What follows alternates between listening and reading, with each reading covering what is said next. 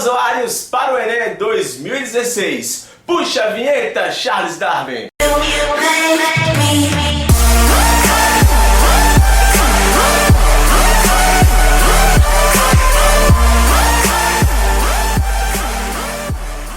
Fala galera maravilhosa, bem-vinda a mais uma aula aqui no meu canal Biolodúvidas, aí dentro do curso para Enem 2016. Se você é novo por aqui, seja bem-vindo ao meu canal. Aqui na descrição tem um link para você poder clicar e baixar uma apostila que com certeza vai lhe ajudar nessa preparação para o Enem, ao que compete Biologia. Lembrando que aqui no meu canal tem aulas para ensino médio, também tem aulas para ensino superior. E se você já é um inscrito, arregaça aí no like, para poder valorizar o trabalho do professor. E também não esquece de me seguir aí nas redes sociais, para poder a gente também mostrar nossa força do canal Biolodúvidas lá no Facebook, lá no Instagram, lá no Twitter, ok? Vamos lá! Hoje eu vou estar falando sobre protozoários. Olha só, protozoários que faz parte do reino protista, mas eu não vou falar sobre algas. Sobre algas eu vou falar em outra aula.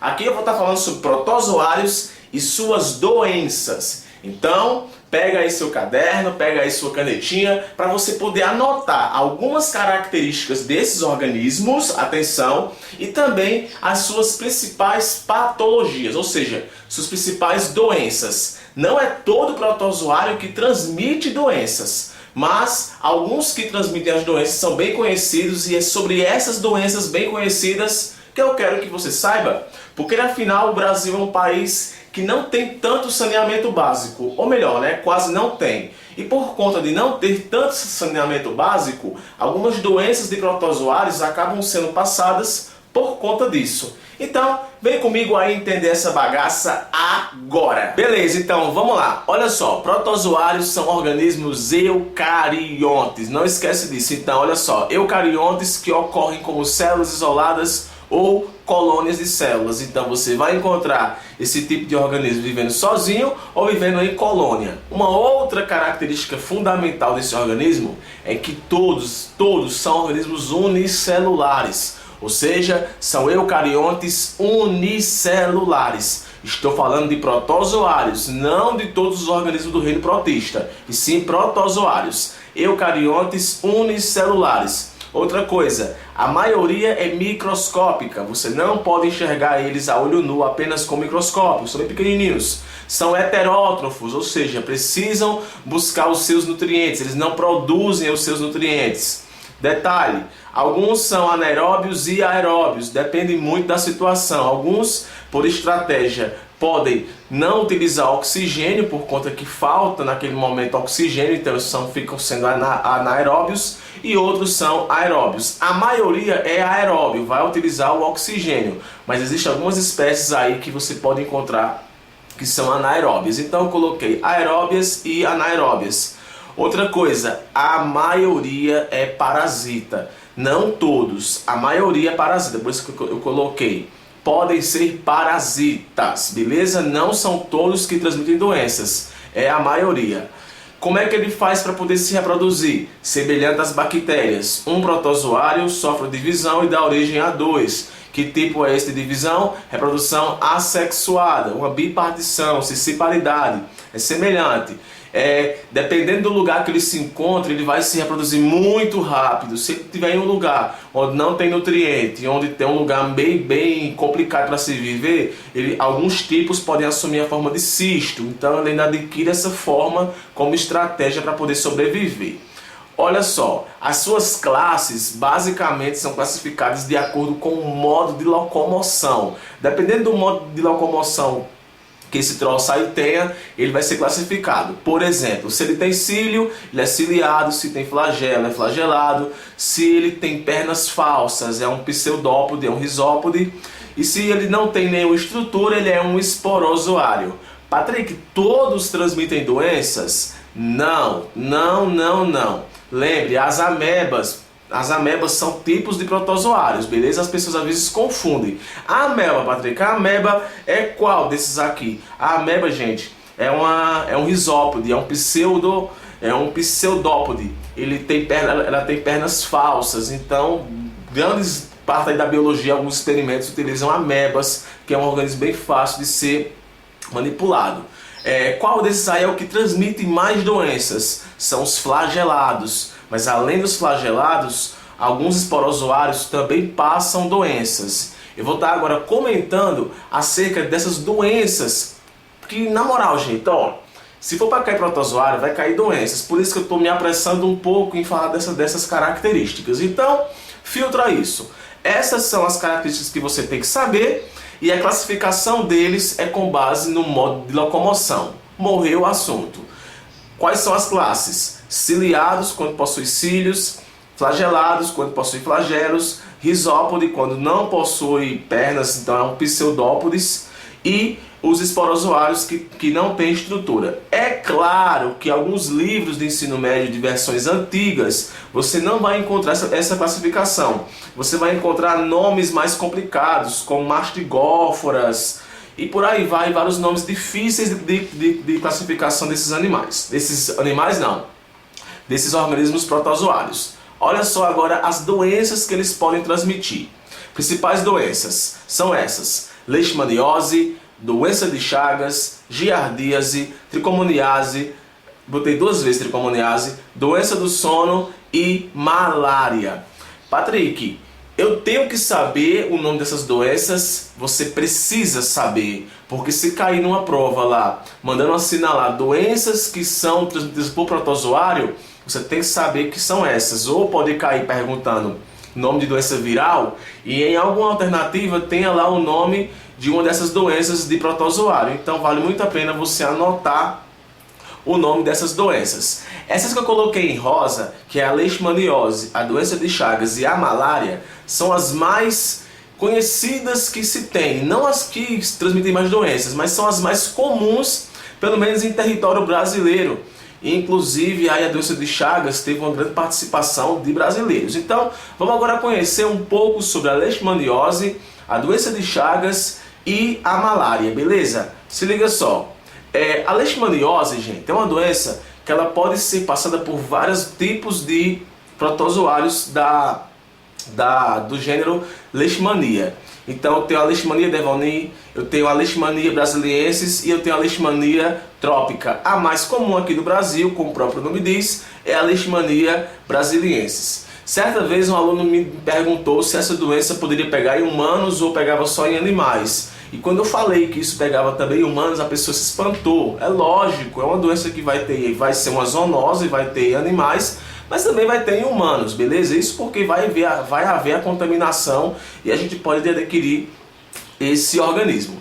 Então, aqui nessa imagem eu coloquei, eu não gosto muito de imagens assim, mas eu coloquei essas 3 imagens só para representar alguns sinais de que você está com essa doença. Então aqui esse botão do Oriente, ou úlcero de Bauru, bem comum na leishmaniose brasiliense. Temos também aí essa lesão aqui na pele, no céu da boca, também é uma característica de uma doença desse tipo, leishmaniose. Aqui no caso vai ser uma causada pela leishmania trópica. E esse menino aqui com a barriguinha inchada, provavelmente deve ter acontecido alguma hepatomegalia, né? Encheu, inflamou o seu fígado. Isso aí é a leishmaniose visceral ou calazar, que também pode pegar nas pessoas, que é transmitida pela leishmaniose denovani. Beleza? Olha só o ciclo dessa doença, um ciclo onde eu queria que você soubesse o seguinte: existe, geralmente em doenças de protozoário, hospedeiro definitivo e intermediário. Isso porque o ciclo de vida do organismo ele passa por fases sexuadas e assexuadas. Beleza? Aqui na leishmaniose acontece desse mesmo jeito. O organismo dentro do corpo humano se encontra em um estágio e dentro do mosquito se encontra em outro estágio. Qual é o nome do mosquito que transmite essa doença? O mosquito palha, também chamado de lutzomia. Esse mosquito aí, ele, ao picar, são mosquitos hematófagos, ao picar pessoas que já têm essa doença, eles adquirem esse protozoário, que quando picam as pessoas, acabam depositando através da sua saliva esses protozoários, que se reproduzem na pele e acabam entrando dentro do nosso corpo, caindo na corrente sanguínea, e aí causando várias lesões. Essas imagens que eu mostrei agora há pouco é o que vai acontecer quando a gente se contrai com esse tipo de protozoário. Aonde eu quero chegar é que rapidamente esse protozoário começa a se reproduzir. E geralmente as reproduções começam na pele. Então começa na pele, então quando tu coça, aí tu aumenta lá eu não esqueci o nome, as ulcerações não, mas as cavidades elas abrem e acabam aí permitindo que o protozoário ele entre dentro da sua corrente sanguínea, ok? Então a profilaxia dessa doença aí é matar o mosquito tem que morrer porque enfim ele é o transmissor dessa doença, ele é o vetor. Lembra, vetor é o mosquito, o agente etiológico é o protozoário, ok? Doença de Chagas é uma doença que teve grande participação aí, tanto de Oswaldo Cruz como Carlos Chagas, uma doença que foi bastante complexa para poder se compreender o seu mecanismo, compreender o seu ciclo, mas até que enfim foi compreendido e graças a ele é que a gente deve hoje a praticamente uma, digamos que, erradicação da doença de Chagas, sabendo também que mesmo assim ainda existem casos hoje em dia dessa doença. Causada pelo Trypanosoma cruzi, para vocês não deve ser novidade. Quem vai transmitir ela vai ser o barbeiro, aqui está o barbeiro. E outros tipos também de artrópodes também podem transmitir essa doença. E o que vai acontecer aí é a propagação desse protozoário, semelhante ao que acontece com a leishmaniose. Ele cai na corrente sanguínea e acaba se reproduzindo dentro do nosso corpo. Lembrando que esse tipo de protozoário da doença de Chagas, que é o Trypanosoma cruzi, ele pode permanecer em estágios sem se reproduzir assexualmente. Então você pode ter a doença de Chagas e ser assintomática durante muito tempo, você pode ficar lá numa boa, mas de repente esse protozoário voltar a se reproduzir assexuadamente, o que pode comprometer todo aí a sua circulação e causar em você problemas cardiocirculatórios. Então o barbeiro é o vetor transmissor dessa doença, o inseto ele é hematófago, bebe sangue, diferente do que acontece com a leishmaniose, do que vai acontecer daqui a pouco com a malária, é nas fezes desse animal que o protozoário é eliminado. Não esquece disso, é nas fezes que esse protozoário vai ser eliminado. E aí está o ciclo bem clichê. Gente, os ciclos de protozoários geralmente são esses. O mosquito, o inseto ou o vetor pica a pessoa, adquire a forma desse protozoário, que no corpo do mosquito vai sofrer um outro tipo de transformação e o mosquito vai picar outra pessoa e vai transmitir, ou seja, passa de uma pessoa para outra pessoa através de um vetor. E aqui está o que é bem comum, um sinal bem comum dessa doença é o sinal de Romana, essa lesãozinha que acontece no olho da pessoa que tem, isso vai indicar que a pessoa tem essa doença. Mas lembrando que essa doença ela pode ser assintomática, você pode ter essa doença e não ter esse sinal. E só queria esclarecer essas imagenzinhas aqui para você poder compreender. Então, o barbeiro adquire esse protozoário ao chupar o sangue da pessoa, então ele pega esse protozoário numa forma assexuada, que no corpo do mosquito vai sofrer outro tipo de transformação. O mosquito fica sendo um reservatório que quando pica outra pessoa acaba passando para outra pessoa. Enfim, é isso que vai acontecer com essa doença. Aí está o ninho do Trypanosoma cruzi no músculo cardíaco de uma pessoa, isso porque eles ficam se concentrando e isso aí pode causar parada cardíaca, enfim, você pode morrer por conta de problemas circulatórios. E aqui está o Trypanosoma cruzi, ele na corrente sanguínea de uma pessoa, vivendo livremente.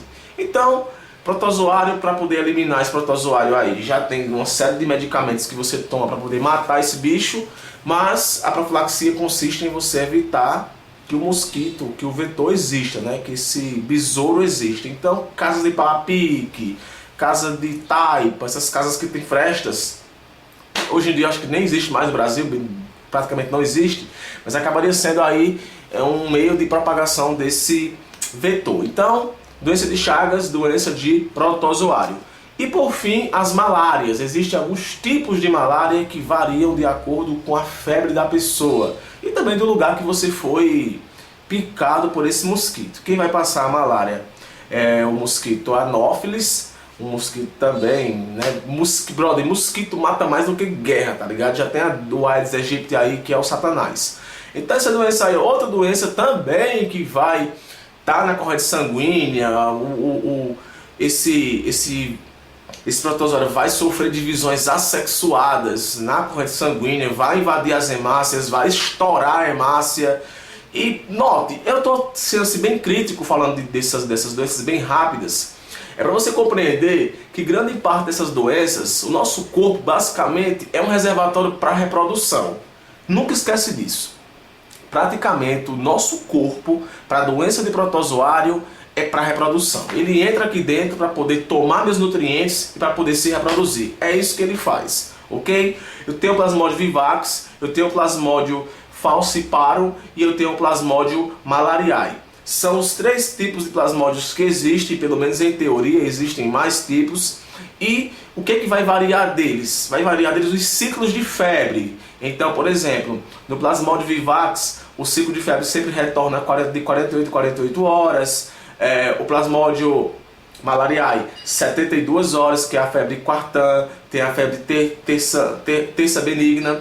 E tem o Plasmodium falciparum, que é a terça benigna fatal, que é um dos que podem matar, que é a febre de 24 a 48 horas. Então, a gravidade da doença vai depender muito do tipo de plasmódio que você adquiriu. Geralmente é o Plasmodium vivax, é o mais comum, geralmente, beleza? O que é que esse bicho faz aqui? Esse bicho ele entra dentro do nosso corpo, entra dentro da hemácia, se reproduz dentro da hemácia e acaba aí fazendo um grande estrago. Do mesmo jeito que acontece com a leishmaniose, com a doença de Chagas, acontece também com a malária. Tem lá o vetor adquire isso do homem infectado, o mosquito fica infectado, vai picar outro homem, e de homem vai passar para outro homem, e aí vai. Então o ciclo vai sempre consistir nisso. O mosquito muitas vezes nem sequer tem esse agente etiológico, mas quando pica o homem infectado acaba adquirindo esse protozoário. E ele passa por alguns estágios. Por exemplo, quando o mosquito pica o homem infectado, ele adquire a forma chamada de gametócitos. É uma forma que dentro do corpo da gente não se desenvolve, fica lá paradinha na forma de gameta. Então, dentro do corpo do mosquito, esse gametófito, ele se transforma em esporozoítos, e os esporozoítos são os que entram dentro do nosso corpo, que se tornam merozoítos, que invadem as hemácias. Então, é uma doença bem específica que vai destruir as hemácias, vai causar icterícia, vai promover febre, dor de cabeça, mal-estar, náuseas. E a profilaxia que consiste dessa doença também é a eliminação do mosquito. Então, não esquece disso. Falou em doença de protozoário, você vai sempre lembrar de malária, principalmente malária. Você vai lembrar, em segundo lugar, doença de Chagas, e em terceiro lugar você vai lembrar de leishmaniose. Além dessas doenças também tem a giardíase, que são problemas digestórios, também tem a tricomoníase, problemas de inflamações vaginais, e também a doença do sono, que é a doença que a mosca Tissé pica a pessoa, transmite através da mosca, e você fica lá, dorme para sempre e você acaba morrendo. Gente, é isso daí mesmo, doença de protozoário. Espero que você tenha gostado. Falei um pouco rápido porque justamente falei um pouco objetivo, porque é isso que eu quero que você leve, não quero que você se sobrecarregue com isso. Então é isso, se você gostou, não deixe de colocar aqui o like, de curtir, de compartilhar e de me seguir nas redes sociais. Beijo, valeu e foi boa!